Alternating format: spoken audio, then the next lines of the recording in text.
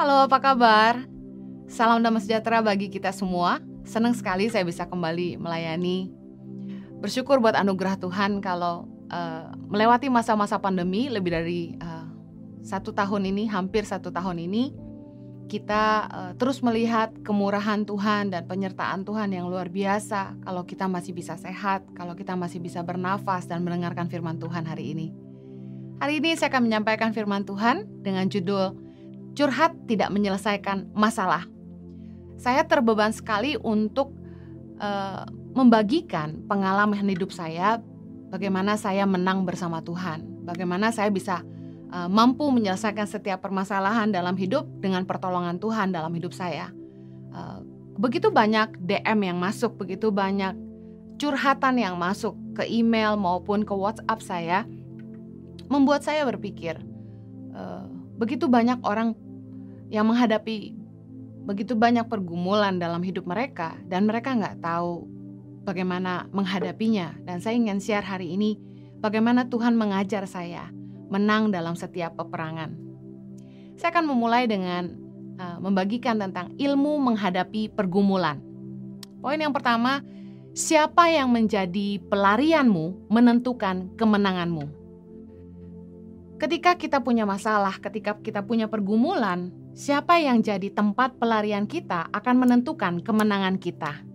Larilah kepada yang paling peduli sama hidupmu. Matius 11 ayat 28, Yesus berkata, "Marilah kepadaku semua yang letih lesu dan berbeban berat. Aku akan memberi kelegaan kepadamu." Yesus berkata kepada kita di dalam firman-Nya, marilah datang kepada Yesus semua yang letih lesu dan berbeban berat. Yesus berjanji akan memberikan kelegaan kepada kita. Jadi kita tahu bahwa ada satu undangan nih Yesus sudah pernah berikan. Ketika kita punya masalah, harusnya kita datang kepada Tuhan. Yohanes 11 ayat 1 bilang, "Janganlah gelisah hatimu, percayalah kepada Allah, percayalah juga kepadaku." Lagi-lagi Yesus berkata, ketika hati kita gelisah, kita harus belajar mempercayai Allah dengan masalah kita. Saya bersyukur di dalam hidup ini, Tuhan itu selalu membimbing hidup saya. Ketika saya besar sendiri tanpa orang tua, saya mau lari kemana? Kalau anak kecil digangguin sama temannya, mereka akan bilang gini, "Gue bilangin bapak gue loh ya. Aku laporin sama ibuku." Tapi saya mau lari kemana? Jadi dari kecil saya sudah terlatih untuk bisa menghadapi masalah saya dalam kesendirian. Tidak terhitung berapa kali saya duduk di sudut dalam kegelapan, menangis sendirian dan mencari pertolongan. Akhirnya Tuhan melatih saya untuk selalu datang kepada Tuhan setiap kali saya butuh pertolongan. Beberapa pengalaman yang kurang bagus juga mendidik saya untuk datang kepada Tuhan. Ketika saya bercerita kepada hamba Tuhan dan ternyata apa yang saya ceritakan malah dibeberkan. Ketika saya cerita sama teman baik, malah teman baik saya menceritakannya kepada orang lain. Jadi saya banyak belajar bahwa di dalam hidup ini Tuhan tuh ingin kita datang sama Tuhan. Tuhan mau waktu kita punya masalah, kita nggak lari ke tempat lain. Tapi yang paling nomor satu kita ingat adalah Tuhan. Berhala adalah yang lain yang menjadi lebih utama daripada Tuhan dalam hidup kita. Kak Heni gimana caranya? Bu Heni gimana caranya datang sama Tuhan dengan persoalan? Kan kita gak bisa dengar Tuhan. Mari saya ingin share pengalaman saya. Roh Kudus adalah penasehat terbaik. Mazmur 16 ayat 7. "Aku memuji Tuhan yang telah memberi nasihat kepadaku. Pada waktu malam, hati nuraniku mengajari aku." Saya pernah share tentang 9 cara mendengar suara Tuhan. Ada bukunya juga. Bagaimana Tuhan itu bisa berbicara kepada kita melalui hati nurani. Mazmur 16 ayat 7, Daud juga mengalami yang sama. Dia bilang, "Aku memuji Tuhan yang telah memberi nasihat kepadaku. Ya, pada waktu malam, hati nuraniku mengajari aku." Suatu malam, saya masih ingat hari ini, saya rebah di tempat tidur sambil menemani anak-anak saya yang masih kecil. Di tengah kegelapan, karena kalau kami tidur lampu selalu dimatikan semuanya. Dan saya masih bisa melihat dalam kegelapan langit-langit rumah karena warnanya putih. Dan saya bilang sama Tuhan begini, Bapak, apa yang saya harus lakukan untuk memberi makan ribuan anak di Indonesia? Dan malam itu suara hati nurani saya yang saya percaya itu suara Roh Kudus berkata begini, kata-kata inspirasi. Kata-kata inspirasi. Jelas sekali. Saya bingung. Maksudnya apa Tuhan? Saya harus bikin apa? Tiba-tiba Tuhan taruh hikmat di hati saya untuk membuat merchandise Tangan Pengharapan. Itulah kali pertama Tuhan ngajarin saya untuk bikin kaos yang kemudian oleh atas bantuan kakak kandung saya sendiri, saya diberi ide untuk menamakannya dengan merek Positif by YTP. Seperti yang saya kenakan hari ini. Inspirasi yang Tuhan berikan adalah saya harus menciptakan produk-produk kaos Tangan Pengharapan dengan merek Positif by YTP yang kata-katanya harus bisa menginspirasi orang lain. Kata-kata yang positif, kata-kata yang membangun iman orang, membuat orang berpikir untuk hidup lebih baik. Kata-kata yang menginspirasi. Mulailah saya membuat kaos dengan 10 desain awalnya. Awalnya penjualannya berat, sulit menemukan vendor yang bagus, dan akhirnya Tuhan buka jalan terus sampai dengan hari ini. Saya bersyukur kalau kualitas Positif by YTP semakin baik, semakin hari, semakin bervariasi dengan model yang lebih menarik. Dan saya bersyukur sama Tuhan, saya yang gak pernah sekolah fashion designer, dapat hikmat dari Tuhan untuk mengerjakan semua yang hari ini Tuhan percayakan. Roh Kudus adalah penasehat terbaik waktu kita punya masalah. Kalau kita lari sama manusia, mereka juga gak tahu apa yang harus mereka katakan sama kita. Tapi Tuhan adalah penolong, dan Dia yang paling tahu masa depan kita. Hari ini Positif by YTP sudah jalan sejak 2009 ke 2001, 2021, sudah 11 tahun, 12 tahun. Tuhan baik sekali. Yohanes 14 ayat 26. Tetapi penghibur, yaitu Roh Kudus, yang akan diutus oleh Bapa dalam namaku, Dialah yang akan mengajarkan segala sesuatu kepadamu dan akan mengingatkan kamu akan semua yang telah kukatakan kepadamu. Yesus telah berjanji bahwa Bapa akan mengirimkan Roh Kudus yang tidak hanya menjadi penghibur dalam kesusahan kita, tapi Roh Kudus yang juga akan mengajarkan kita segala sesuatu dan mengingatkan kita akan firman Tuhan, akan semua yang Yesus telah ajarkan kepada kita. Andalkan Tuhan, minta pimpinan suara Roh Kudus dalam hati kita, sehingga ketika kita menghadapi masalah, datang pada Tuhan dan bilang, Tuhan tolong saya, Roh Kudus pimpin saya. Saya percaya Dia roh penghibur yang pasti akan menghibur hati kita, memberi kita kekuatan dan bahkan memberikan kita bimbingan yang sesuai dengan kebenaran firman Tuhan. Nasihat manusia belum tentu benar, tapi pimpinan Roh Kudus sudah pasti benar. Saya ingin mengajak Anda untuk mari menang bersama Tuhan. Bolehkah kita konseling sama hamba Tuhan? Bolehkah kita datang kepada hamba Tuhan? Boleh, tapi dengar baik. Hamba Tuhan bukan Tuhan. Bahaya sekali kalau kita terlalu mengidolakan seorang hamba Tuhan, lalu kita mendewakan apapun yang ia katakan. Saya hati-hati sekali memberi nasihat ketika ada orang yang bertanya kepada saya. Saya selalu katakan begini, keputusan itu harus kamu yang buat. Jangan biarkan orang lain yang menentukan masa depanmu. Hamba Tuhan harus hati-hati bernubuat. Tidak boleh kubuat-buat. Pengalaman kita bukan jawaban buat semua. Firman Tuhan harus yang selalu jadi kebenaran, yang membimbing keputusan kita, yang menjadi pagar landasan dari setiap keputusan kita, bukan pengalaman kita. Hati-hati sekali memberi nasihat yang merupakan final decision untuk seseorang hidupi. atau menjadi sebuah jawaban untuk langkah yang dia harus ambil dalam hidupnya. Contoh, memberi nasihat dia harus nikah sama siapa, memberi nasihat dia harus sekolah apa, kerja apa, mengambil keputusan A atau B. Hindari mengambil keputusan untuk hidup orang lain. Mazmur 118 ayat ke-8 berkata, lebih baik berlindung pada Tuhan daripada percaya kepada manusia.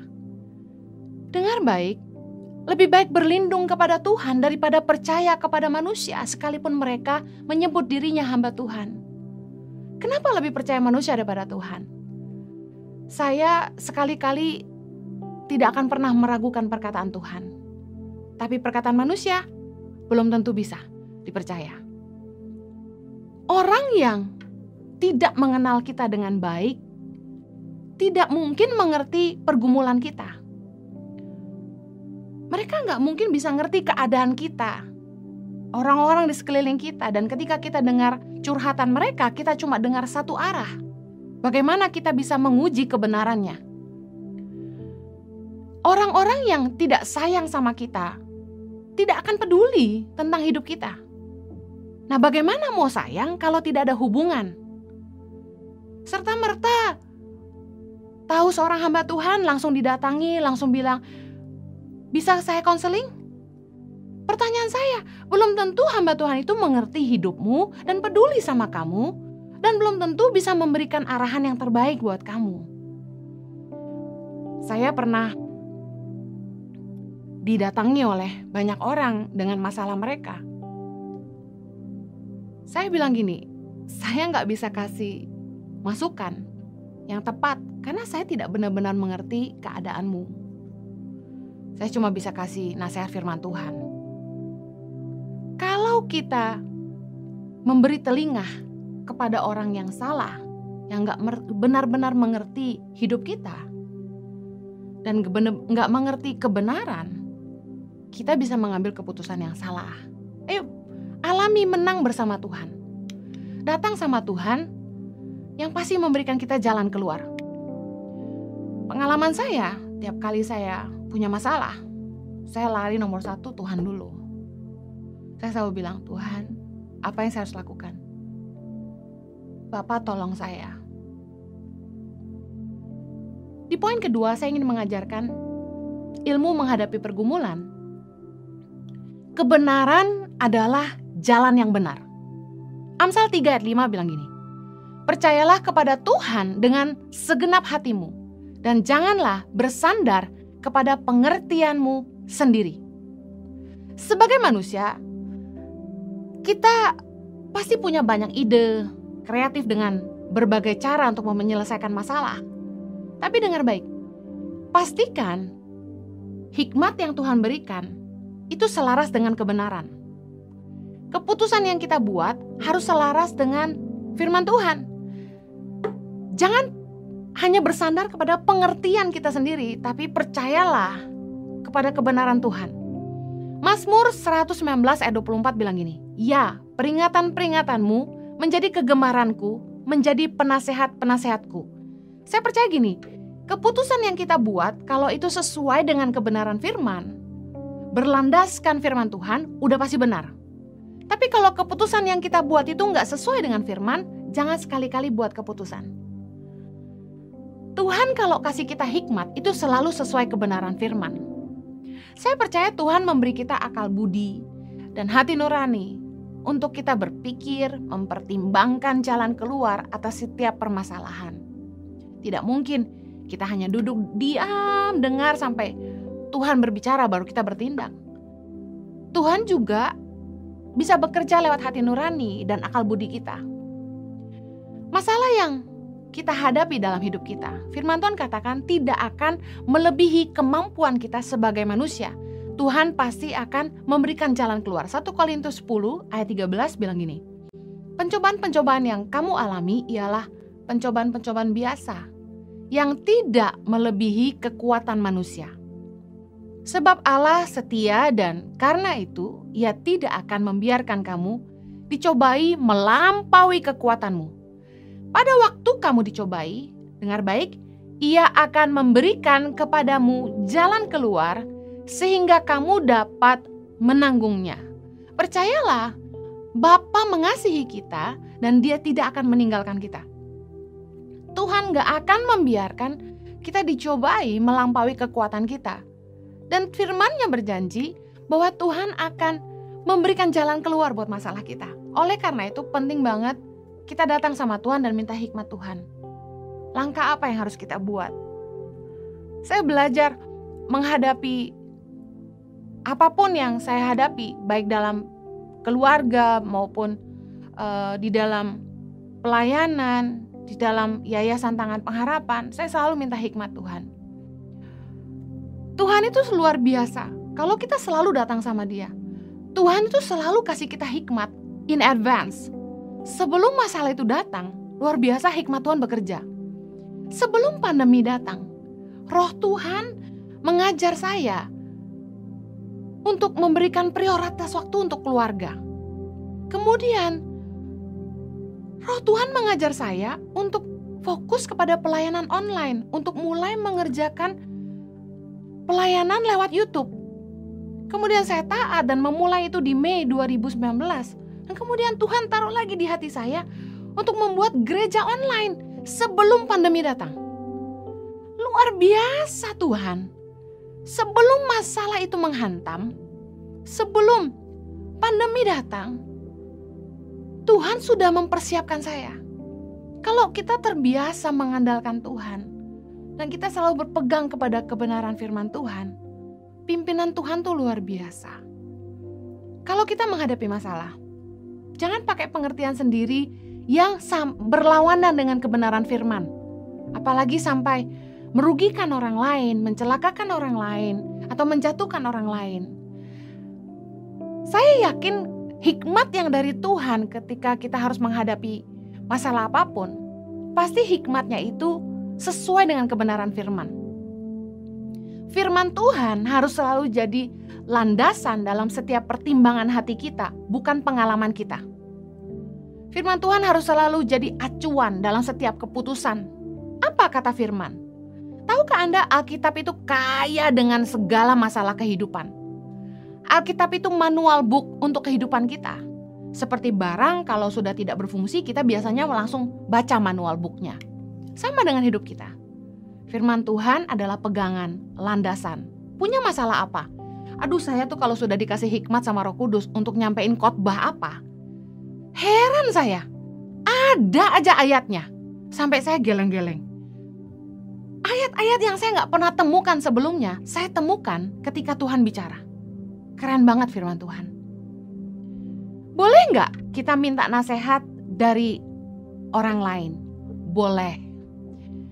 Kita boleh minta nasihat dari orang-orang benar yang mengerti keadaan kita, sungguh-sungguh mengenal kita, mengasihi kita, dan peduli sama hidup kita.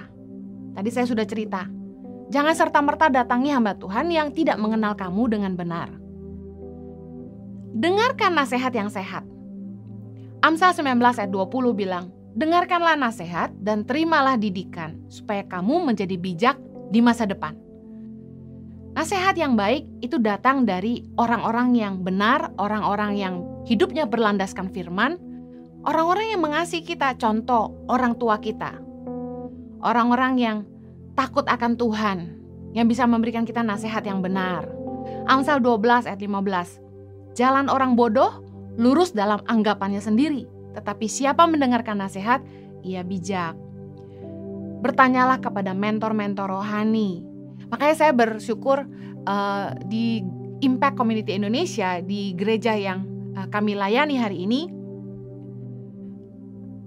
jemaat-jemaat tergabung dalam cell groups yang tentunya melalui aplikasi Zoom saat ini. Dan kami dibantu oleh para mentor-mentor yang mengayomi, menggembalakan, mendewasakan domba-domba yang Tuhan percayakan. Bersyukur sekali kami punya mentor juga yang bisa kami tanya pendapatnya untuk pelayanan, orang-orang yang mengerti tentang gereja lebih baik daripada kami, dan bagaimana kami hari ini juga mengembalakan mentor-mentor di bawah kami. Kami bersyukur Tuhan itu mengirimkan orang-orang yang tepat untuk bicara buat hidup kita. Karena tanpa mentor-mentor rohani, kita hari ini gak mungkin bertumbuh. Dalam hidup kita perlu punya mentor. Oleh karena itu, saran saya tergabunglah dalam komunitas yang sehat. Komunitas yang bisa membuat Anda bertumbuh. Bagaimana Anda mau pastikan komunitas itu sehat? Imanmu dibangun. Hidupmu berbuah. Itu komunitas yang sehat. Poin ketiga di dalam ilmu menghadapi pergumulan adalah hadapi persoalanmu. Jangan kalah sama perasaan sendiri. Jangan jadi lemah dan putus asa. Bangkit dan tegaslah pada diri sendiri. Jangan lari dari masalah. Justru ketika kita menghadapi masalah, pergumulan apapun, mari temukan akar masalahnya, lalu temukan jalan keluarnya. Kalau kita lari, masalah nggak selesai. Kita harus belajar menghadapi. Justru masalah ada untuk mendewasakan kita. Masalah ada untuk membuat kita mengalami Tuhan dalam hidup kita. Pergumulan Tuhan izinkan untuk merendahkan hati kita. Masalah, pencobaan, pergumulan membuat kita belajar mengandalkan Tuhan, mengalami Tuhan, dan iman kita bertumbuh. Kalau masalah yang ada disebabkan karena kesalahan kita sendiri, dengar, berubahlah. Keputusan kita untuk berubah atau tidak menentukan masa depan kita. Masalah yang tidak selesai seringkali karena kitanya tidak mau berubah. Contoh, usaha apapun gagal. Hubungan selalu gagal. Kayaknya apa saja yang kita kerjakan gagal. Perhatikan pattern yang berulang. Temukan salahnya di mana. Albert Einstein berkata, insanity is doing the same things over and over again but expecting a different result. Sebuah kegilaan ketika kita melakukan sesuatu dengan cara yang sama terus-menerus tetapi mengharapkan hasil yang berbeda. Kalau kita menghadapi masalah, kita udah coba usaha ini gagal. Bangun hubungan, gagal terus. Coba lihat, penyebabnya apa? Masalah tidak selesai, kadangkala karena kitanya tidak mau berubah. Mari sekali lagi perhatikan pattern yang berulang. Temukan salahnya di mana. Contoh, kenapa selalu berhutang? Karena gaya hidup yang tidak bijaksana, kebiasaan menggesek kartu kredit sampai over limit terus. Gaya hidup yang tidak bijaksana dan kebiasaan menggunakan kartu kredit yang banyak, yang membuat kita selalu berhutang, uang selalu kurang. Ini pattern yang terus berulang. Mau sampai kapanpun masalahnya tetap sama. Mari temukan akar masalahnya. Kita harus berubah. Gaya hidup kita harus bijaksana. Berhenti pakai kartu kredit. Kalau perlu, tutup semua kartu kredit. Bekerjalah giat, lunasi hutang kartu kreditmu, lalu tutup semuanya. Belajar mengelola keuangan dengan baik. Belajar berkata cukup. Berhenti belanja. Saya pernah ngajar, kalau mau belajar ngirit, belajar bijaksana mengelola keuangan. Kalau penyakitmu adalah shopping, saran saya berhenti ke mall. Berhenti browsing shopping online. Kalau mau bebas dari hutang, yang harus diperbaiki itu gaya hidupnya. Pengeluaran selalu lebih besar daripada pendapatan. Sampai kapanpun, gak akan pernah menang dengan hutang kalau kita gak ngerubah gaya hidup kita. Belajar berkata cukup. Kenapa pacaran gak pernah jadi? Pacaran putus. Tahu-tahu, udah umur 40. Coba perhatikan pattern yang sama yang terus berulang di mana. Oh, kalau cari pacar selalu maunya yang fisiknya cantik. Harus daun muda. Gak mau yang umurnya deket-deket. Soalnya udah umur 40, masa mau cari yang umur 35? Gak mau dong. Carinya yang selalu lebih muda. Nah, patternnya berulang. Fisik harus cantik, harus daun muda. Gak jadi-jadi. Kenapa? Gak disetujui orang tuanya. Kedua, Anaknya terlalu sekia, belum siap nikah. Sekia tuh terlalu kekanak-kanakan, ya umurnya jauh daun muda. Terus uangnya habis terus, jadi gak siap nikah. Akhirnya ceweknya ketemu yang lebih kaya, pindah. Kenapa uangnya habis terus? Ada uang, ada barang. Mau yang cantik tidak murah. Kenapa gak nikah-nikah? Karena gak cari yang serius, yang siap nikah. Makanya penting banget waktu bangun hubungan, pastiin kamu gak buang waktu. Juga jangan mau digantung. Cari yang pasti-pasti aja. Memang mungkin gak terlalu mudah, tapi udahlah. Kamu juga udah gak terlalu muda kan? Kalau cari yang muda-muda banget, masalahnya sama terus. Gak siap nikah dan mereka cari yang lebih kaya. Kalau siap terima minus-minusnya, udah cari bunga desa aja. Yang culun dan gak tahu apa-apa. Gampang, lamar, nikah, selesai. Tapi siap hadapi konsekuensinya. Ada orang yang jatuh bangun terus, gak bisa menang atas dosa. Kenapa? Mari pelajari pattern yang sama yang terus berulang. Apa sih yang bikin terus jatuh dalam dosa? Firman Tuhan berkata, perhatikan betapa dalamnya kamu jatuh. Di mana kamu jatuh? Karena nonton video porno kah? Karena lihat gambar porno kah? Keterikatan nonton film yang selalu nyerempet-nyerempet kah? Akhirnya jatuh terus. Atau pacaran sama orang yang hanya muasin nafsunya, hanya memanfaatkan kamu.